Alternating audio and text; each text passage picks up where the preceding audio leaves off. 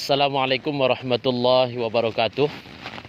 Alhamdulillah rabbil alamin, wassalatu wassalamu ala asyrafil anbiya wal mursalin wa ala alihi wa ashabihi ajma'in, amma ba'du.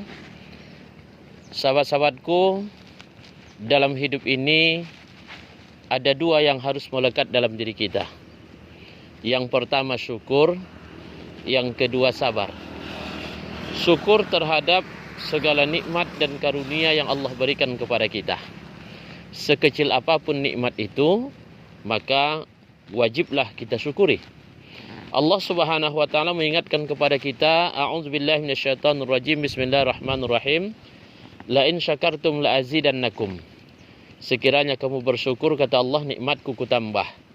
Wa la in kafartum inna adzabi lasyadid, dan jika kamu kufur sesungguhnya azabku sangat pedih. Tetapi kenyataannya kadang dalam hidup ini, ketika manusia mendapatkan nikmat yang banyak, mereka bersyukur, mereka bergembira dan bahagia. Tetapi di saat mereka mendapatkan nikmat yang sedikit, kadang banyak mengeluh. Padahal nikmat yang banyak akan bermanfaat, akan barokah kalau kita bersyukur. Tapi bila kita tidak bersyukur, maka nikmat yang banyak itu juga tidak mendatangkan hikmah dan manfaat bagi diri kita. Begitu juga sebaliknya, ketika kita mendapatkan nikmat yang sedikit, bila kita pandai mensyukurinya, dia juga akan mendatangkan manfaat dan hikmah yang banyak. Kenapa? Karena keberkahan akan Allah berikan kepada kita. Sahabat-sahabatku, ukuran rezeki itu sudah ditetapkan oleh Allah Subhanahu wa taala untuk kita.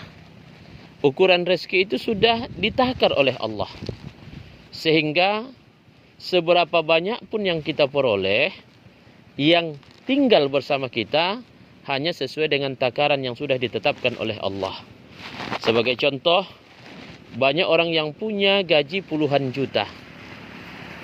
Tetapi karena Allah Subhanahu wa taala sudah menetapkan rezeki dengan takaran yang sudah Allah tentukan kepadanya, gaji yang puluhan juta itu tidak semuanya bisa dinikmatinya. Ada yang untuk berobat, ada yang untuk memperbaiki mobilnya, memperbaiki rumahnya, ada yang kehilangan dan sebagainya. Sehingga dari puluhan juta itu hanya sedikit yang tinggal untuk dia. Tetapi ada orang yang mendapatkan rezeki yang sedikit, karena Allah Subhanahu wa taala sudah tetapkan memang itulah yang menjadi rezeki dan karunia yang Allah berikan kepada, sehingga semua bisa dinikmatinya. Rezeki yang sedikit itu bisa semuanya dibawanya kembali pulang. Rezeki yang sedikit itu bisa dimanfaatkannya bersama keluarganya. Maka pandai-pandailah mensyukuri nikmat yang sudah diberikan oleh Allah Subhanahu wa taala, karena insyaallah Allah akan menambah keberkahannya. Sahabat-sahabatku yang dirahmati Allah Subhanahu wa taala, maka kita melihat ketika manusia mendapatkan nikmat yang banyak, dia ucapkan alhamdulillah. Kalimat alhamdulillah itu, sahabat-sahabatku, terdiri dari beberapa huruf. Alif, lam, ha, mim, dal, lam, ha. Jadi dia ucapkan alhamdulillah, berarti dia mengucapkan 8 huruf. Tapi kenyataannya, begitu dia mendapatkan nikmat yang sedikit, tidak keluar dari lidahnya alhamdulillah, melainkan hanya Allah. Bayangkan sahabat, dari kalimat alhamdulillah 8 huruf, hanya tinggal 3 huruf, yaitu Allah. Berarti dia hilangkan 5 huruf. Jadi sahabat-sahabat yang dirahmati Allah Subhanahu wa taala, coba kita lihat alam yang terbentang luas ini, padi yang menghijau ini, alam yang begitu indah. Ini adalah merupakan bahagian karunia dan nikmat Allah Subhanahu wa taala yang diberikan kepada manusia. Maka syukuri, insyaallah dengan bersyukur itu Allah akan menambah keberkahannya kepada kita. Sahabat-sahabat yang dirahmati Allah Subhanahu wa taala, yang kedua yang harus kita miliki adalah sabar. Sabar menjadi satu kekuatan yang akan kita rasakan. Karena bagi orang-orang yang sabar, pertolongan Allah sangat dekat. Allah Subhanahu wa taala sudah mengatakan dalam Al-Qur'an, a'udzubillahi minasyaitonir rajim, innallaha ma'as sabirin. Sesungguhnya Allah bersama orang-orang yang sabar. Sahabat-sahabat yang dirahmati Allah Subhanahu wa taala, sekecil apapun dan sebesar apapun ujian dan cobaan yang kita hadapi, sebesar apapun masalah yang kita hadapi, serahkan kepada Allah Subhanahu wa taala dan bersabar. Kenapa? Karena ujian akan dapat mengangkat derajat kita di hadapan Allah Subhanahu wa taala. Karena terkadang banyak orang beranggapan musibah itu hanya sebagai bencana. Tidak. Karena Allah memberikan musibah itu ada 3 tujuan. Yang pertama, Allah datangkan musibah adalah sebagai ujian. Ini kepada siapa? Kepada orang yang beriman, orang yang bertakwa, orang yang dekat dengan Allah Subhanahu wa taala. Tetapi Allah tetap mendatangkan musibah kepadanya. Apa tujuan Allah? Untuk mengukur setinggi apa keyakinan dan keimanan kita kepada Allah Subhanahu wa taala. Sehingga musibah itu akan dapat mengangkat derajat kita jika kita sabar menghadapinya. Inilah yang dikatakan ujian. Tetapi yang kedua, ada kalanya musibah itu didatangkan oleh Allah Subhanahu wa taala sebagai peringatan. Kepada siapa peringatan itu Allah berikan? Orang-orang yang beriman, orang-orang yang bertakwa, orang-orang yang dekat dengan Allah. Tetapi ada satu kekeliruan yang terlakukannya. Ada satu kekhilafan yang diperbuatnya. Lalu Allah datangkan kepadanya musibah untuk mengingatkannya agar kembali ke jalan Allah Subhanahu wa taala.